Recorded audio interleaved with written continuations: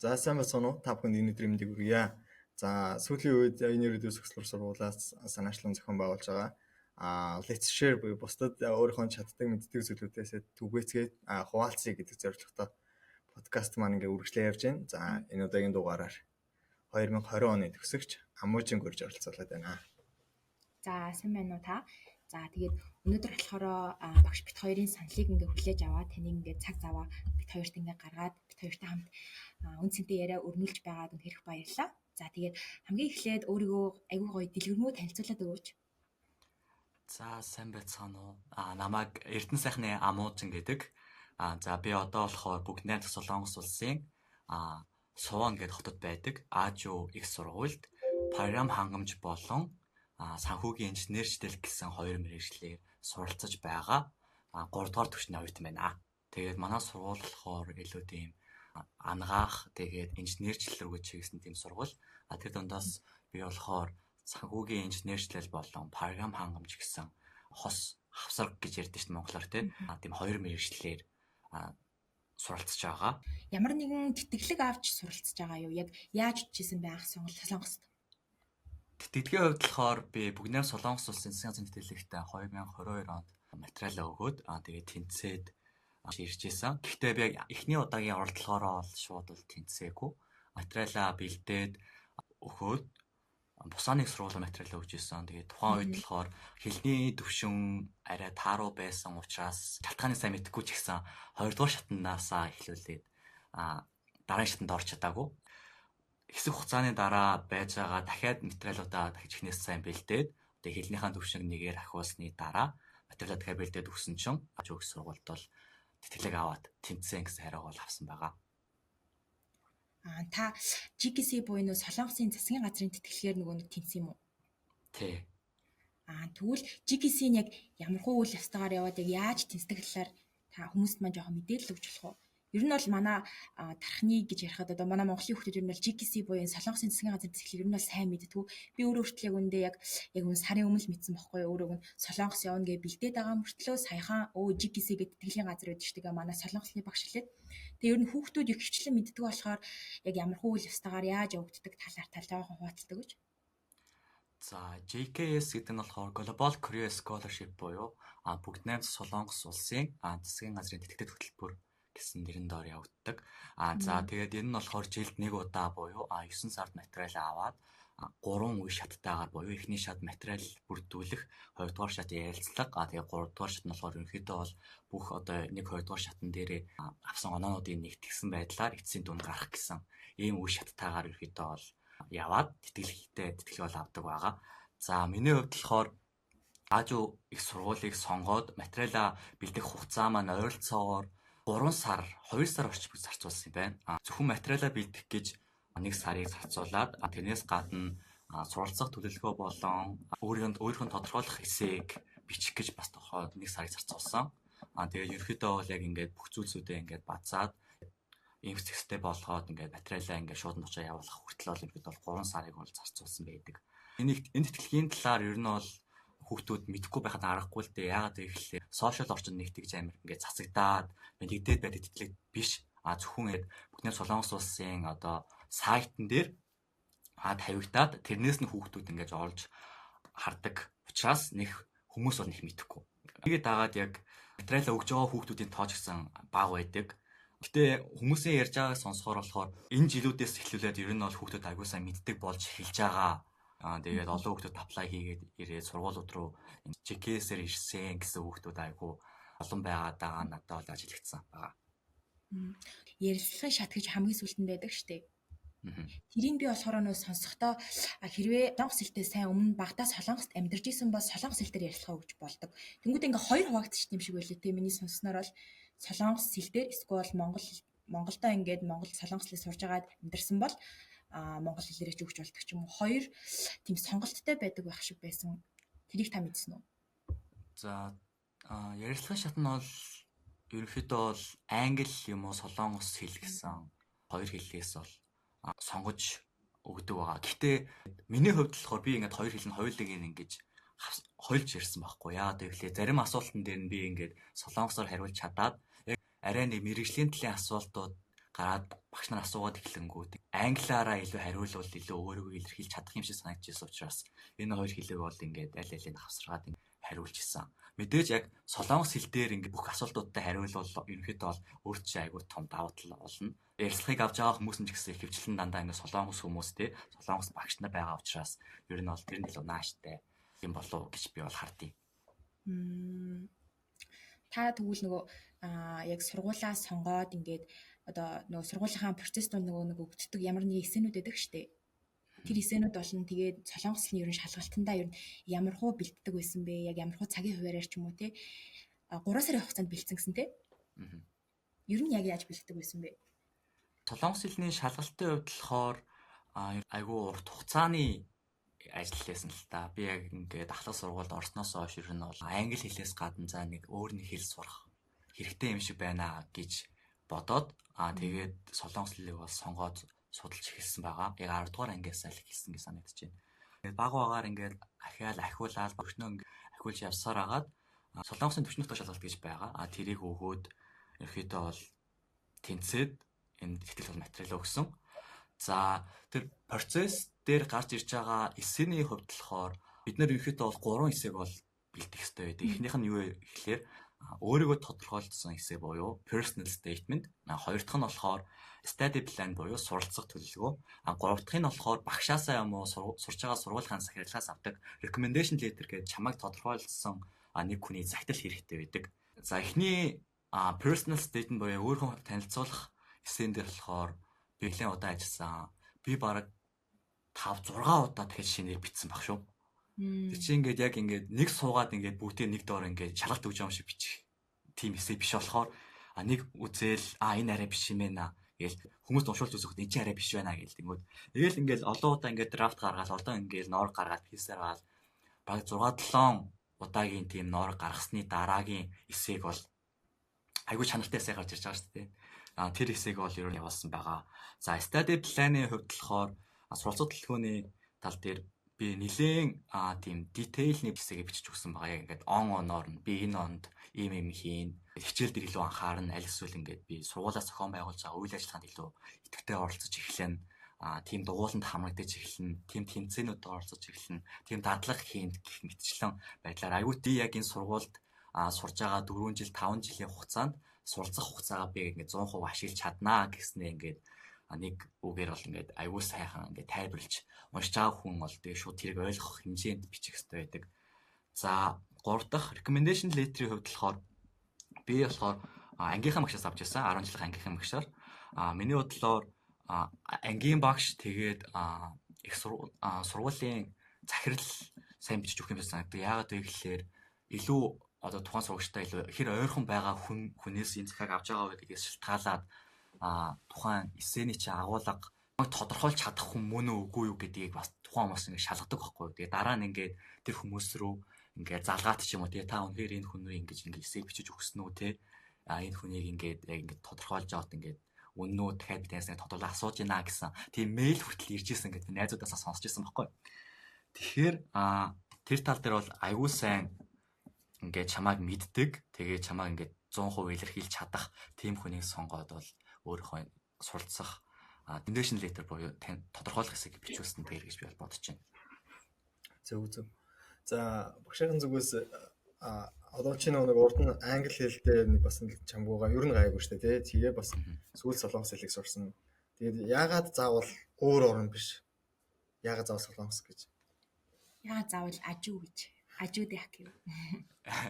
За яагаад заавал солонгос вэ гэхээр би яг тийм юмнаас болоод солонгосыг сонгосон гэж хэлэх тийм шалтгаан юмдаа байхгүй байхгүй. Яг ингээд би ингээд нэг зуны амралт эхлээл би ингээд дээш харж хөвтэйл ингээд за энэ зуны амралтаар юу хийх вэ? 10 дугаар анги яг 10 дугаар ахлах анги руу орох гэсэн. 9 дугаар ангиад төгсчөөд ингээд дээш харж тэгтэж байхдаа бодсон байхгүй. За ер нь би ингээд гадагшаа явах ингээд ер нь бол хүсэл зорилго бол байгаа. Гэтэ би хаашаа явахаа сайн мэдэхгүй байна.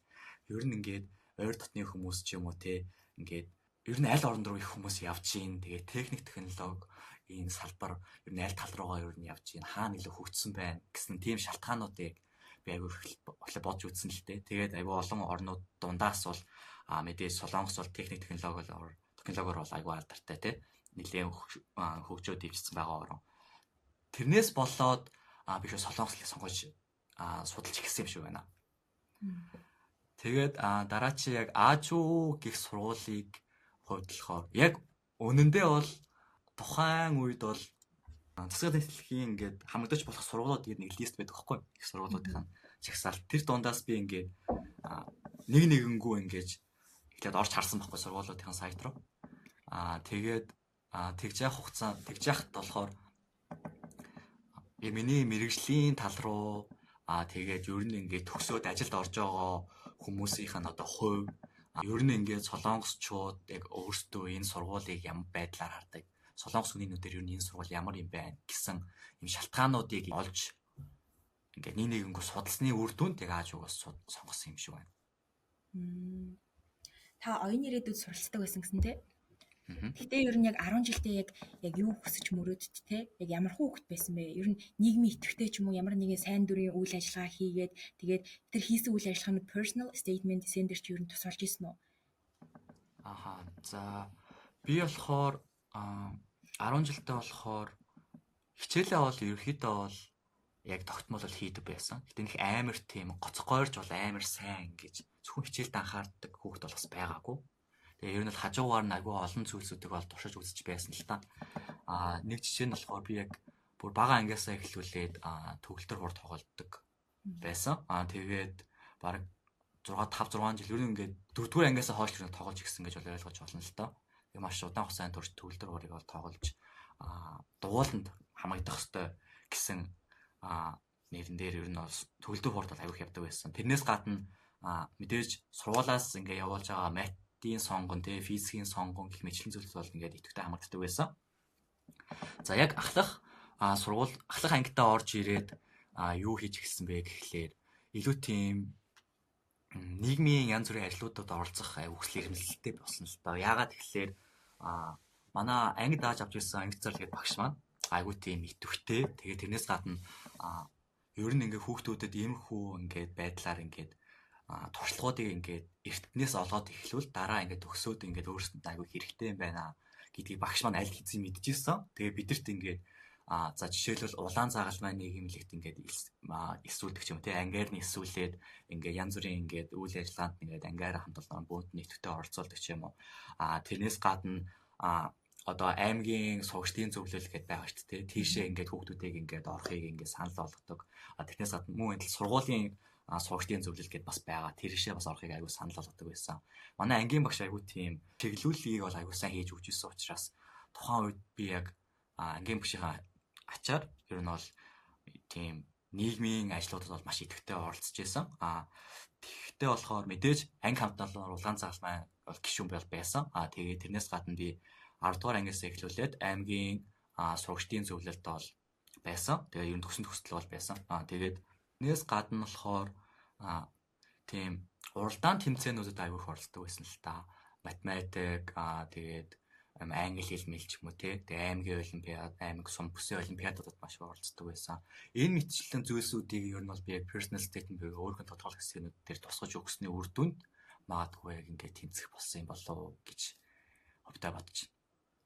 Ер нь ингээд 10 жилдээ те ямар нэгэн олимпиадад ороод медаль авах зэрэг тэгээд ямар нэгэн волонтер хийгээд сертификат авах зэрэг нь ер нь Солонгосын их сургуулиудад одоо тэнцэх боломж ер нь байдаг уу? Ер нь тэрхүү яг өөрийнхөө яг хийсэн үйл ажлуудаа ингээд хилээд өөр нь тэнцэх боломж ер нь байдаг болов?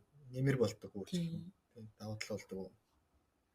Мэдээж нэмэр болдог. Яг ингээд Солонгосын хувьд болохоор ингээд Солонгос хүмүүс аягүй тийм баримт нотлоготой юм даа дуртай байдаг байхгүй юу? Яг ингээд зүгээр чи ингээд хэлнэ штэ ингээд би тэгжсэн ингэжсэн ингээд хэлэх нэгөө яг ингээд би энэ нь оролцсон ингээд миний сертификат байна гэд үзүүлвэл бас шал өөр нүдээр хардаг байхгүй юу? Тэгээд ахлах сургуультай бол аль болох тийм сертификат авах боломжтой тийм үйл ажиллагаанууд бол маш идэвхтэй оролцож байвал ер нь бол өөртөө бол маш хэрэгтэй. Яг тэгээд зөвхөн яг ингээд хичээлээ хийгээд явсны үр дүнд ингээд яг эсээгээ бичнэ гэх юм бол яг тухайн хүүхд бол яг өндөө юу хийхээ яг мэдэхгүй байх байхгүй юу? Би ингээд 10 жил хичээлээ сайн хийсэн гэж бичлээ шүү дээ. Тэгээ ингээд өөрийгөө бусдаас ингээд онцгойруулах зүйлс хэрэгтэй байгаа учраас тэнцээ уралдаан тань дурын ажлуудад бол маш идэвхтэй оролцсон гэдгээ ингээд бичиж өгөх юм бол ингээд эсээ нь илүү тийм уншиж байгаа хүндээ ингээд гоё мэд юм шиг төрүүлдэг чамааг ингээд илэрхийлж чадж байгаа чадах юм болов гэж би бол бодож байна. Ажуудын хоккей буюу одоо таны суралцж байгаа сургуульд ер нь яг ямар нэгэн олон нийтийг хамарсан үйл ажиллагаа, сайн дурын үйл ажиллагаанууд бас явуулдаг уу? Манай сургуулийн хувьд болохоор ер нь бол семестр болгон гой сургалтууд болон үйл ажиллагаануудыг бол оюутнуудтай бол ингээд санал болгодог. Төвшөө болгоод хэлвэл би сургуулийнхаа олон улсын оюутны зөвлөлд 1 жилийн хугацаанд бол ажиллаж үзсэн. Тэгээд тэгж яахтаа болохоор би айгүй олон арга хэмжээ, тэг хүлээн авалтуудыг бол ингээд зохиож үзсэн. Тэгээд тэрнээс гадна ер нь бол яг зөвхөн гадаад оюутнуудтай зориулсан ийм сургалт тэг үйл ажиллагаа. Тэгээд тэрнээс гадна ерөнхийд нь ингээд Аз их сургуульд ингээд суралцж байгаа бүх оюутнууд зориулсан үйл ажиллагаа гэх мэтчлэн ингээд бүх одоо ингээд сегментүүдэд ингээд чиглэсэн сургалтууд болон үйл ажиллагаануудыг бол сургуулаас бол тогтмол бол зохиож өгч идэг. За өөр нэг жишээ хэлэх юм бол одоо мэдээж 3 4 дугаар курсын хүүхдүүдэд зориулсан одоо энэ ажилд хэрхэн орох вэ те ямар шаардлагууд байдаг вэ? Тийм ажилд орох боломжтой тийм ер нь бол ингээд ямар арга замууд байгаа вэ гэх мэтчлэн тийм зөвлөгөө маркийн тийм сургалтууд хүртэл ингээд маш идэвхтэй ингээд явуулдаг байгаа сургуулаас. За тэгээд ер нь бол зүгээр одоо тийм үйл ажиллагаанд одоо явуулдаг тиймүүд багш нь одоо чиний ингээд сошиал хаягуудаар ингээд харж байхад тэрэнд идэвхтэй оролцоохоос гадна бас тэндээс чамгүй амжилтуудыг гаргаад байгаа байхгүй. Тэгээд зүгээр нэг оюутан байх тодорхой хэмжээний амжилт гаргаад нийгмийг өөрчлөгч оюутан байх энэ хоёрт хэр ялгаа байдгийг тий чи ямар шүү зүйлүүдийг илүү хичээж хийгээд байгаа олон улсын оюутнуудтай хамуур зэрэгцээд тэр амжилтууд бас тодорхой хэмжээгээр гараад байгаа юм болов уу гэж асуудаг байхгүй. Энэ хоёрын ялгааны талаар багш хэлж. За би болохоор яг анх их сургуультаа Аз их сургуультаа орж ирээд ер нь бол яг өөртөө тэм зорилго тавьсан л та. Аль болох олон найзтай болёо. Ингээд эхэндээ болохоор миний ойлголтоор анх ирээд за би ер нь Солонгост ирж байгаа юм чинь айгүй олон Солонгос найзуудтай болох юм байна гэж би бол хөвдөө бодож исэн. Гэхдээ айгүй эсрэгээрээ би Солонгост ирээд айгүй олон тийм олон улсын найзуудтай их болсон. Орон орны хүүхдүүдийн найзуудтай их болсон. Тэгээд орон орны найзуудтай ингээд найзлаа нөхөрлөд ирэхээр айгүй тийм сонирхолтой харилцан ярианууд их үүсдэг л дээ. Тэг чи ингээд бүгд ингээд өөр бэкграундтай өөр ингээд хөгжилтэй орнуудаас ирсэн хүүхдүүд байгаа. Тийм учраас ингээд нийлж ингээд санаа нэгдэж юм хийх ийм хүсэл эрмэлзэлтэй хүүхдүүд маш их байсан байхгүй. Тэгээд ерөөхдөө бол бидний оролцож болох боломжтой тэмцээн уралдаан юу байна? Тэр болгонд нь ерөөсөө ингээд нэгнээс нь ч ингээд татгалзахгүйгээр бүгдэнд нь оролцож үзье гэсэн ер нь бол майндсеттэй бодолтой ер нь бол байсан. Тэгээд тэрнийхээ үр дүнд болохоор манай сургуулаас семестр болгон зохиогддог Солонгос болохоор Паранаки буюу одоо ийм стартап санааг гаргаад тэгээд тухайн прожектээ ингээд хоёртууд нь өөрсдөө хэрэгжүүлээд тэрнийхээ үр дүнг яг тухайн ингээд семестрийн туршид бэлдээд ингээд танилцуулаад тэрүүгээрээ ингээд шалгаруулалтанд ордог тийм тэмцээн зохиогдсон. Тэр нь болохоор би гадаад манайх болохоор яг ингээд анхны тийм гадаад олон улсын баг болж орж исэн л доо. Манад нийт надтай нийлүүлээд ийм 5 хүүхэд байсан. 5 хүүхэд нь бүгдээрээ 5 өөр орны хүүхдүүд. Вьетнам, Узбекистан, Америк, тэгээд Хятад гэдэг ийм 5 орны хүүхдүүд байгаа байхгүй.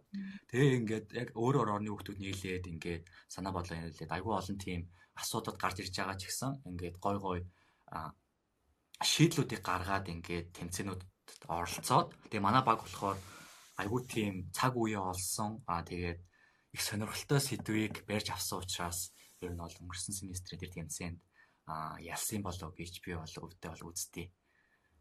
Тэгээд ер нь бол энгийн одоо яг ингээд зөвхөн хичээлээ хийгээд явнаа гэж бодсон хүмүүс бас зөндөө байгаа шүү дээ. Тэр хүмүүсийн хувьд болохоор жоохон их сургуулийнхаа амьдрал нь жоохон гонигтай байгаа юм шиг санагдсан юм л да. Яагаад гэвэл яг ингээд хичээлийн цаг нь нэг тийм амар их биш. Яг үнэндээ. Ингээд 7 хоногт яг ингээд өдөрт нэг 3-4 цаг сургууль дээр байхад л ерөнхийдөө баг ингээд болчих. Тэгээ ингээд бус цагууд нь ерөнхийдөө чөлөө цагтай байгаа байхгүй. Тэр цагуудаа ингээд тухайн хүүхд яг яаж ашиглаж байгаагаас шалтгаалаад ингээд их сургуулийнх нь яг энэ амьдрал илүү тийм сонирхолтой болох уугүй юу гэдэг ингээд шалтгаалах юм шиг санагдаад ер нь бол би ийм чөлөөтэй цагтай үедээ ер нь бол аль болох тийм янз бүрийн арга хэмжээ уралдаан тэмцээнд бол оролцох ер нь бол ирмэлцэлтэй байдаг болохоор ингээд амжилттай яваад байгаа юм болов уу гэж бодчихлаа л да. Окей, тодорхой хэмжээний амжилттай байна шүү дээ, тий. За тэгэд яг бас л дахиад сошиал медиад ингээд хайлт офисер найзууд болохоор харж байсан л да. Тэгээд нэлээд хэдэн жилийн өмнө бас нөгөө нэг сөвлөх сургуульд бас нэг хөтөлбөр тамрагдчихвал яалаа тэр талаараа багшлаа нэг хэлээч. Тэр чинь ямар шүү учиртай хөтөлбөр байгаад ямар ч 100% нэтгэлэг бас нэг авч ирсэн шиг санагдах юм. Сөвлөх сургуульч одоо Солонгостой номер 1 сургууль байгаа юу? Sky шүү дээ. За тэр болохоор би 2020 онд яг 10 жилээ төгсөөд тэг яг тухайн үед яг корона байсан учраас шууд гадагшаа бол явж чадаагүй. Тэгээд тийм учраас би ингээ яэшээ өгөөд Монгол улсын их сургуульд програм хангамжаа ингээд бол ороод суралцж явж байсан. Тэгээд 2 жилийн суралцж байгаад би ингээд материалаа өгөөд ингээд засгийн газрын тэнцэжсэн байхгүй. Яг суралцж явж байгаа хугацаанд болохоор яг ингээд короногийн ингээд нөхцөл байдал арай ингээд багасаад тий ингээд нөхцөл байдал ингээд арай докторжоод ирэх үед за одоо би гадагшаа явах ер нь боломж юу байгаа лээ, амралтаараа явах боломж юу байгаа лээ гэсэн тийм боломжууд бол хайж эхэлсэн л дээ. Тэгсэн чинь яг ингээд ерөөдөө бол юм манай Монгол улсын их сургуультай ингээд шипэ ярилцаатай байгаа их сургууль байгаа шүү дээ. Гадаадын олон их сургуулиуд байгаа. Тэр сургуулиудын нэг болох Сөүлийн их сургууль ингээд сурагч солилцооны хөтөлбөр зарлцсан байна гэсэн тийм мэдээг хараад тэгээд яагаад би ийшээ ингээд материал өгч болохгүй гэж гэсэн бодолтойгоор материалаа бэлдээд тэрэн дээр бас аюул олон материалууд бэлтжлээсэн л да. Мэдээ сая хийсэн эссенүүд бичсэн. Тэгээд сургуулийн ингээд дүн мөн гэх мэтчлэн аюул олон материалуудыг бэлдэж өгсөн. Тэр нь болохоор яг 1 жилийн хөтөлбөр ингээд тухайн хугацаанд яг л ингээд их сургууль сөүлөх учраас сургуульдаа сурна. Гэхдээ ингээд солонгос хэл дээр бүх хичээлүүдээ үзээд тэгээд ингээд кредитүүдээ ингээд дараа нэг тооцоолох байдлаар тийм зохицуулт хийгдсэн тийм хөтөлбөр байсан. Тэгээд засгийн газрын тэтгэлэгт яг тухайн үед бас ижлэхэн тийм материал авч ирсэн үе байж таарад яг энэ солилцооны хөтөлбөрт зориулсан засгийн газрын тэтгэлэгт нь бас тэнцээд яг ингээд 100% тэтгэлэг аваад сар болгоны стипенд тэгээд амжиргааны зардал эрүүл мэндийн даатгал тэгээд сургуулийн төлбөр гэх мэтчлэн ингээд зүйлсүүдийг бол ингээд улсаас цаас нөгнөө гэсэн тэтгэлэгт бол тэнцсэн байдیں۔ Та одоо төгсөөд Солонгостой ер нь ажиллах уу эсвэл өөр орнд цаашаа суралцахаар явах уу?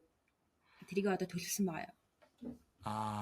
Ер нь бол яг бүр амар нарийн төлөвлөсөн юм бол байхгүй байгаа л да. Гэхдээ яг ийм хоёр зам байгаа юм шиг харагдаад байгаа миний бодлоор. Эхнийх нь болохоор хэрвээ би яг ингээд төгсөөд яг ингээд ормоор байгаа компанида хэрвээ ингээд ажилд орох боломжтой байгаад тийм байх юм бол би ер нь бол 1-2 жил бол Солонгост үлдээд ажлын туршлагатай болж үзье гэсэн бол бодол бол байгаа. За нөгөө төвөөр за ер нь ажилд ороход ер нь хэцүү юм байна. Жохон ингээд адармаатай ингээд дараалалаар ингээд явах хэрэгтэй болоод байна. Ингээд цаг алдах гэдэг шиг байна гэх юм бол би бол шууд мастрынхаа буюу магистрынхаа зэргийг бол арай өөр орн руу илүү гүнзгийрүүлээ судлая гэсэн бол бодол бол байгаа. Гэтэ яг энэ хоёрыг аль нь вэ гэдгийг баг тухайн үед л бол шийдэх шаардлагатай юм шиг болж байгаа юм л да. Солонгос гэхдээ нөгөө нэг сургуулиуд нь төгсчөөд нөгөө нэг яг Солонгостой ажиллах бодолтой байдаг ч юм уу тиймэрхүү сургуулиуд би харин сонсч ирсэн байхгүй өмнө нь яг зөвхөн цаанаасаа бараг гэрээ идэх ч юм уу за чи ингээд одоо манад сурна гэхдээ чи төгсөөд яг Солонгостой манай хамтардаг бараг байгууллагатай ч юм уу ажиллая шүү шууд тийшээ орно гэх тиймэрхүү юм байгаад байдаг гэсэн тийм юм байгаа юу?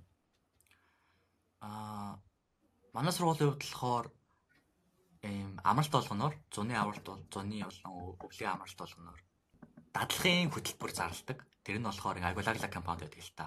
Never тэгээд өөрчн одоо тийм яг сургуулийнхаа амарлаг лаборатори дээр ч юм уу те ингээд оюутнуудаа ингээд дадлагыг боломжийг олгодог. Тэр нэг мэдээж цалинтай сар болгоны тодорхой хэмжээний цалин бол өгч байгаа. Тэгээд ерөөдөө тухайн ингээд дадлагын хугацаанд бол тухайн оюутан өөрөө ингээд бусдаас яг онцгойрсон тийм чадвартай байгаа тэрийг ингээд үзүүлж чадах юм бол ер нь бол мэдээж тэр байгууллагасаа ингээд үргэлжлүүлээд ажиллах тийм урилга аваад ингээд ажиллаа явж байгаа хүмүүс бол зөндөө байгаа.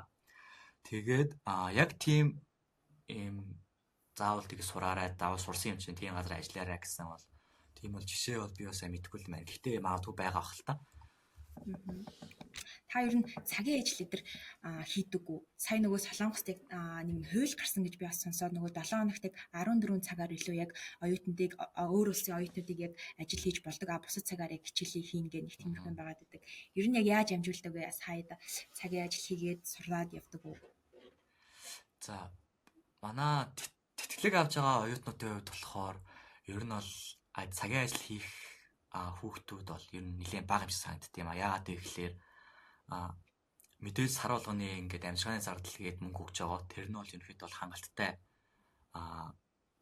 хоол унд тэгээд ном тэдрийг ингээд авах боломжтой мөнгө байгаа хгүй. Тэгээ яг нэмэлтээр ингээд хүүхдүүд илүү өөр орн аялмаарж байгаа ч юм уу те ингээд өөрсдөө ингээд хадгаламжтай болохыг ингээд хүсэж байгаа хүүхдүүд ч юм уу. Тийм хүүхдүүд бол мэдээж цагийн ажил хийж байгаа нь бол харагддаг. Тэр цагийн 7 хоногт ажиллах цагийн хувьд болохоор яг ингээд тухайн хүүхд ямар визтэй байгаас шалтгаалаад харилцаа адилгүй байдаг л та. Хэлний бэлтгэлийн хүүхд байна уу? Одоо бакалаврын оюутны хүүхд байна уу? Магистрийн оюутны хүүхд байна уу гэдгээс шалтгаалаад харилцаа адилгүй аялах цаг нь өөр байдаг. Тэгээ би болохоор яг тийм харын ажил бол яг үүндээ бол хийж үзэж байгаагүй. Яг би нэг 3 удаа л ажиллаж үзэж ирсэн байна. 3 удаа ажиллахтаа болохоор яг 3-ын дээр нь англи хэл солонгос хүүхдүүдэд заасан тийм англи хэлний багшийн ажил хийсэн. Тэгээд айгуу тийм бие даамаар тэгээд ерөөхдөө ингээд мэддэг чаддаг зүйлээ ингээд заагаад тэрийгээ ингээд үнэлүүлээд ингээд эргүүлээд мөнгө авч байгаа учраас надад айгуу таалагдчихл байсан л та тухайн үед. Гэхдээ яг тухайн үед л ингээд тодорхой бага хэмжээний мөнгөний хэрэг гарцсан байсан учраас ажилласан учраас мөнгөний хэрэг гарцсан байсан учраас ажилласан байхгүй. Тэгээд тэрнээс бусад үед одоо ч юм уу те ингээд ерөөсөө тийм амар мөнгөний хэмжээ хэрэгцээ гарахгүй байгаа учраас энэ бол ямар ч цагийн ажил хийхгүйгээр зөвхөн яг хичээл яг их сургуулийн амьдралдаа ингээд 100% анхаарат явж байгаа. Тэгэхээр юу гэсэн үг одоо тэтгэлгийнхэн одоо хэмжээ нь одоо чамайг бол энэ тэмцээ байх хугацаанд бүх боломжийг хангацдаг. Гэр бүл мүлээсээ ямар нэгэн байдлаар чи ямар нэгэн одоо төлбөр мөлбөр дээр ч юм уу ямар нэгэн хэрэгцээний зардлаар мөнгө авахгүйгээр бүх зүйлийг өөрөө зохицуулаад байж болж байгаа гэсэн үг. Тий, манай тэтгэлэг айгүй гоё тэтгэлэгтэй. Мэдээж их сургуулийн төлбөрийг бол 100% дааж өгч байгаа. Тэгээд эрүүл мэндийн даатгалыг бас сургуулаас өгч байгаа. Тэгээд нэмээд амжиргааны зардал гээд сар болгон биднэрт сая 300 мянган воныг өгдөг. Энэ монголоор ойролцоогоор нэг 2,800,900 3 сая төгрөг бараг хувьцаа авах. Тэр хувьцаа болж байгаа. Тэгэнгүүт ингээд тэр нь ингээд хангалттай хоол ундаа аваад байрных мөнгийг төлөөд явах боломжийг бол бүгд олгож байгаа учраас ер нь бол нэг тийм амар ажил хийя гэсэн бодол бол ерөөсөө бол орж ирэхгүй байгаа даа. Анх ер нь таны ингээд солонгост чад тэр хоол унд ер нь цаг агаар те ус мус нь ер нь яг таарж исэн нь хүмүүсээс айгу тэгж бодод юм бэлээ. Би бол нэг амар өөрөөс жоох аяагаад байгаа байхгүй юу? Би яг гэртээ байгаад би одоо жишээлбэл хөдөө явлаа гэхэд хөдөө мөдөөний усан таарахгүй байхад би юу амар гадагшаа явна вэ те тэгэж айдаг. Тэнгүүт тэр нь бас ямар байдаг вэ? Шууд ер нь таарж исэн үү? Тэгээд нэгэж гэрээсээ ингээ хол газар очиод байгаад бахаар ер нь гэрээ хэр сандаг вэ? Ер нь дэжгүй юу? Мэдээж гэрээ бол амар санаж байгаа. Тэгээд ээж автагаа гэрийнхэндээ байн утсаар ярина. Тэгэл янз бүрийн болвол тэгэл тэгчлээ ингэчлээ одоо яах вэ хөө гээл байнга ээж автагаа утсаар яриад. Тэр хоолундны асуудал дээр болохоор Монголд ч ер нь бол ингээд солонгос ресторанууд тэг айгүй их болцсон. Тэгээ ер нь бол Монголд тийм солонгос ер нь соёл айгүй дээл ирсэн орно шүү дээ. Тийм ер нь. Тэгээ яг ингээд үнэндээ л би ингээд солонгост очиход бол нэг тийм амар тийм ялгаан хэлдэг үзээ. Соёлын шок гэдэг юм байхгүй. Соёлын шок нэг амар байгаагүй. Яг соёлын шокт орсон яг ингээд тод ганц зүйлс бол байгаа. Гэхдээ ер нь бол ингээд хоолонд бол яг л ингээд бидний Монголд иддэг байсан хоолондтой яг ижлэх. Тэгээд ингээд яг гадар хооллохгүй байгаа үед бол бид нар өөрсдөө ингээд гэртээ хоолоо игээд идчихэж байгаа учраас нэг тийм амар тийм хоолн дээр нэг асуудал гарахгүй байгаа. За ер нь бол хэдүүлгийн цаг ер нь нэлээд өгч байгаа. За гэхэд дахиад бас магадгүй хүүхдүүдээс янз бүрийн комент ирвэл бас дахиад бас амжингасаа бас хүсэлт илгээх бах. Тэгээд Солонгос улсад сурцгаар төлөвлөж байгаа ингээд маш олон хүүхдүүд байгаа байхгүй. Иргэн тойрны харахаар ингээд за одоо манай Дархан уулын аймагт гээл тэнгууд иргэн тойрны ингээд ихэнх хүүхдүүд яг л Солонгосын соёл яг түрүүний хэлсэн шиг бүх юм суурчсан. За тэгэнгүүтээ яг за Солонгос хэл дуу бүх юм сурч за тэрээс Солонгос сурнаа л гэсэн л хүмүүс ерөөсөө яг тийм их орчныг ч мэдгүй те. Зүгээр л сурнаа гэж одоо энэ номын шиг ч юм уу те. 10 жилийн хүүхдүүд зөндөө байгаа. За тэгэхээр хүүхдүүдэд яг юу гэж зөвлөмөр байна те. Магадгүй бит хоёрын яг саний хугацаанд асуултууд юу байна те. Тэднийг ингээд базаад ер нь төгсгөлөө хийгээд чи нэг хүүхдүүдэд зөвлөгөө байвал өгөөч ээ тэгэхэд. Сүүлийн асуулт гэж хэлэх юм уу да. За. Үнэхээр ингээд Солонгосыг ингээд ер нь ингээд их сургуулаа сурнаа. Мэргэжлээ ингээд тэнд эзэмшнэ гэд ингээд зорьсон байгаа хүүхдүүд байгаа бол эртнээс Солонгос хэлээ маш сайн сураад ирүүл илүү өөр дүнтэй санагдсан. Яагаад гэвэл энэ дээрээ Солонгос хэлээ сурах, Монголдо Солонгос хэлээ сурах яг үнэндээ бол нэг тийм юм ялгаатай санагдаагүй. Яагаад гэвэл би яг өөрөө яг Монголдо яг сурж байгаа ирсэн жишээ тэгээд ингээд Солонгост ингээд сурч байгаад одоо манай сургууль орж ирж байгаа манай найз хоёрын ингээд жишээг ингээд харьцуулаад үзэхэд тэр донд нэг амар тийм чанарын ялгаа ерөөсөй гарахгүй байгаа. Тийм учраас Монголдоо ингээд хямд үнээр ингээд сургуультанд суугаад Солонгос хэлнийхаа ингээд шалгалтанд бэлдээд оноо авах боломж байхад тэдрийгээ ашиглаад хэлээ сайн сурчаад ирэх хэрэгтэй. Тэрнээс гадна Солонгос улс ч ер нь бол хэдий Монгол улстай ингээд ижилхэн ингээд Монголд ингээд Солонгос соёл дэлгэрсэн гэдэг утгаараа ижилхэн гэж бодож байгаа бол яг үндэ ингээд яг энэ бас л нэг өөр шинэ хүрээлэл шинэ орчинд ирж штэ. Тийм учраас маш олон чиний ингээд төсөөлөөч хүү тийм ингээд асуудлууд ингээд чамтай нүрд болно. Тэр үед ингээд өөрийгөө яг ингээд бэлдээд тий би энэ үед ингээд өөрийгөө авч чадах болов гэсэн ингээд ер нь тэр чигээр ингээд бие даахсан хүн болдох нэг алхамч нь л гэсэн үг шүү дээ. Тийм учраас өндөр хүлээлттэй ирээд жоохон ингээд хэцүү нөхцөл байдалтай ингээд нүрд тулаад айгүй ингээд буцаж байгаа найзууд маань зөндөө байдаг хөхгүй юу. Тэгээд ер нь бол ингээд харь орон яг гой хөгжсөн орн ч гэсэн ингээд Монгол биш ингээд өөр харь орн шүү. Ингээд асуудлууд бол зөндөө тулгарч байгаа шүү. Тэр болгонд ингээд сэтгэлээ ингээд бэлдээд ингээд ер нь бол сэтгэлийн бэлтгэлтэй ирээрээ гэж хэлмээр байна. Мэдээж ингээд яг зориод ингээд болгоё гэд ирсэн байгаа хүмүүс бол зөндөө байгаа.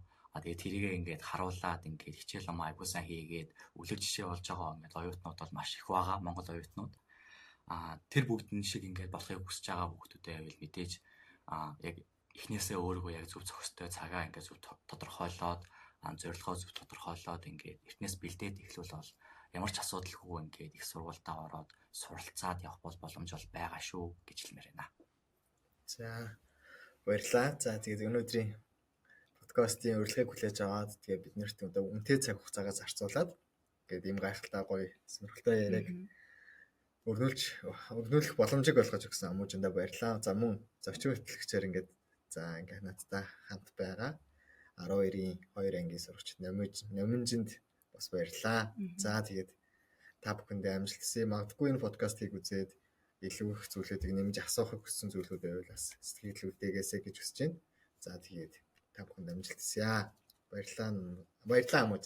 Баярлалаа. За Тэр айгу үн цэнтэй. Би бас өөрөө Солонгос явна гэж зорж байгаа. Тэнгүүтээс миний мдээгүй юм айгу олон байсан. Сая таны ярианаас нилээн ойлгож авлаа. Хүмүүс одоо бодож байгаа ах нөгөө Америк Солонгос явна гэ хоёр хуваагдсан маа штэ. Тэнгүүд хүүхдүүд бас амархан гэж бол Солонгос руу явчих гээд байгаа штэ. Хөвчлээ ер нь л хандлага нь. Тэнгүүд бас сая сонсоход бас үгүй байна. Ер нь бол Америктай явах дүүц хэмжээний юм бид нэр бас бэлтжийн Солонгос руу явахад би яг үндэ бас яг үндэ personal statement тийм амар зүрхтэй биш гэж бодог байсан. Тэг өнөөдөр жоохон айчлаа сонсоод тэгээд ер нь айгүй олон хүүхдэд хэрэгтэй ер нь гоё подкаст болсон гэж бодож байна. Танд баярлалаа. Баярлалаа. За тэгээ өндөрлүүлэх үү дээ.